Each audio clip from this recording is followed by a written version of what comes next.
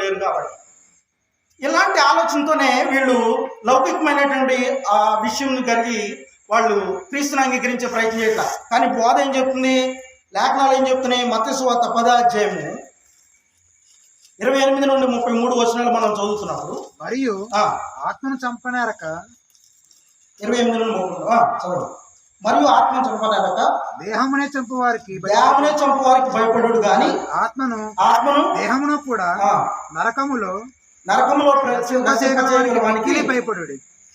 కేవలం శరీరాన్ని చంపేటటువంటి వ్యక్తులకు మీరు భయపడమాకండి, ఆత్మని శరీరాన్ని కూడా రెండింటినీ కూడా నరకంలో వేయగలిగినటువంటి ఆ శక్తివంతుడైనటువంటి దేవునికి మీరు భయపడండి అనే విషయాన్ని జ్ఞాపకం చేస్తున్నారు.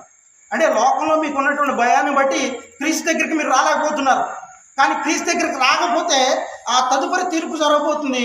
రక్షకుడిని మీరు అంగీకరించలేదు కాబట్టి ఈయన ఏం చేస్తాడంటే మీ ఆత్మను దేహాన్ని కూడా నరకంలో, అలాంటి భయంకరమైనటువంటి పరిస్థితి నుండి నువ్వు నేను మనందరం కూడా రక్షించబడాలని నేటి దినాల్లో ఇది ఒకవేళ అవివేకంగా కావచ్చు, లేకపోతే వెరితనంగా పరిగణించబడవచ్చు చాలామందికి, లేకపోతే ఈ క్రైస్తవ సమాజానికి వీళ్ళు ఆయా రకమైనటువంటి పేర్లు పెట్టచ్చు. వాట్ ఎవర్ ఇట్ ఈస్, అది ఏమైనప్పుడు కూడా నువ్వు రక్షించబడాలనే ఈ రాత్రికాల సమయం ముందు నీ దగ్గరికి ఈ వాక్యాన్ని దేవుడు తీసుకొచ్చాడు. ఒకవేళ సమాజంలో ఉండి తక్కువగా చేయబడతామేమో అన్నటువంటి ఆలోచనతో నువ్వు క్రీస్తుని అంగీకరించడంలో జాప్యం చేస్తున్నావేమో, లేకపోతే ఆ విధమైనటువంటి ఆలోచనతో వెనక్కి వెళ్ళిపోయేటటువంటి ప్రయత్నం చేస్తున్నామేమో, వాళ్ళకు భయపడమాక.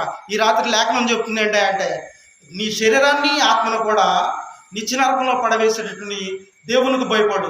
ఆ దేవుడు నిన్ను ప్రేమిస్తున్నాడు. ప్రేమించినటువంటి దేవుడు క్రీస్తుని నీ కొరకు బలిగా అర్పించాడు. ఇదిగో ఎవిడెన్స్లు ఉన్నాయి, ప్రత్యక్ష సాక్షులు ఉన్నారు, వాళ్ళు రాసినటువంటి రుజువులు మనకి గ్రంథస్థం చేయబడినాయి. ఆ గ్రంథం మన మధ్యలో ఉండి ప్రకటింపబడుతుంది. కాబట్టి లౌకికమైనటువంటి ప్రాపంచిక గౌరవాన్ని నువ్వు కోరుకోమాక. లోకం ఇచ్చేటటువంటి గౌరవం ఎలా ఉంటుంది అంటే, ఈరోజు బాగుంటే బాగున్నావు అంటది, రేపు బాగోకపోతే నీ వైపు చూసేటటువంటి వాడు ఎవడం లేడు. అవునండి, పరిస్థితి బాగున్నంత వరకు అందరూ బాగానే ఉంటారు మన చుట్టూ. పెద్దోడు సామెత చెప్పారు కదా, బెల్లం ఉన్నంత చెప్పు చీమలో ఏకలో వాటి ఇష్టం, దాన్ని ఎవరైతే ఆశపడుతున్నారో అవన్నీ కూడా దాని చుట్టూ చేరతాయి. అది కాస్త కరిగిపోయినప్పుడు, కాబట్టి నీ బలగం, నీ బంధుత్వం, వాట్ ఎవర్ ఇట్ ఈస్, నువ్వు ఏదైతే కలిగి ఉన్నావో నీ పరిస్థితి అంతా బాగున్నప్పుడే వీళ్ళందరూ. కానీ పరిస్థితి ఏదైనప్పుడు కూడా నీ పక్షమును ఉండేటటువంటి వారు ఎవరంటే నీ కొరకు ప్రాణం పెట్టినటువంటి ప్రభు అయినటువంటి యేసుక్రీస్తు వారు. కాబట్టి ఈ రాత్రికాల సమయం ముందు లౌకికమైన లేకపోతే ప్రాపంచిక గౌరవాన్ని కనుక నువ్వు అపేక్షిస్తూ క్రీస్తు దగ్గరికి రాకుండా ఉన్నట్లయితే ఆయన అంటున్నాడు, ఆ శరీరాన్ని ఆత్మను కూడా నిత్య నరకంలో పడవేసేటటువంటి దేవునికి భయపడు అని చెప్పి లేఖనాలు జ్ఞాపకం చేస్తున్నాయి. రెండవది ఏంటంటే ఎందుకు వీళ్ళు క్రీస్తు దగ్గరికి రాలేకపోతున్నారు అంటే, రెండవ రీజన్ మనం వెతుకుతున్నాం, బంధువులండి. ఏంటంట బంధువులు. ఒకసారి మత్తయి సువార్త 10వ అధ్యాయము 37-38 వచనాలు మనం చదువుతున్నప్పుడు, తండ్రినైనను తల్లినైనను నాకంటే ఎక్కువగా ప్రేమించువాడు నాకు పాత్రుడు కాడు. కుమారునైనను కుమార్తెనైనను నాకంటే ఎక్కువగా ప్రేమించువాడు నాకు పాత్రుడు కాడు. తన సిలువని ఎత్తుకుని నన్ను వెంబడించువాడు నాకు పాత్రుడు. తన ప్రాణమును దక్కించుకునేవాడు దాన్ని పోగొట్టుకును.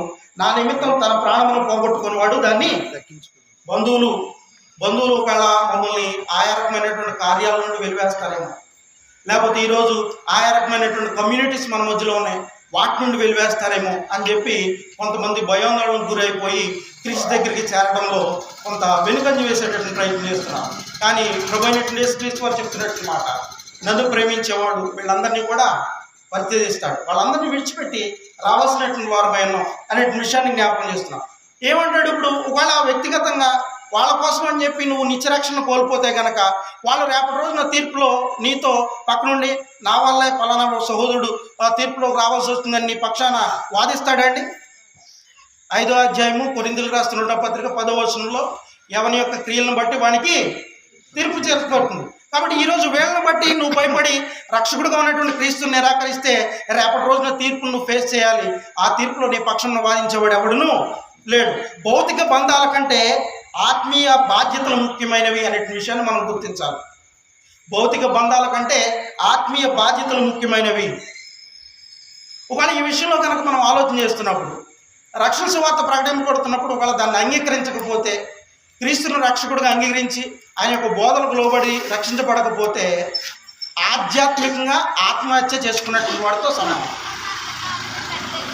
చాలా సందర్భాల్లో వ్యక్తిగతంగా చాలామందిని మనం చూస్తూ ఉంటాం. అప్పులు పాలైపోయి ఆత్మహత్యలు, సమస్య వచ్చినప్పుడు ఆత్మహత్య, ఇలాంటి వ్యక్తులు మనకు తారసపడతా ఉంటారు.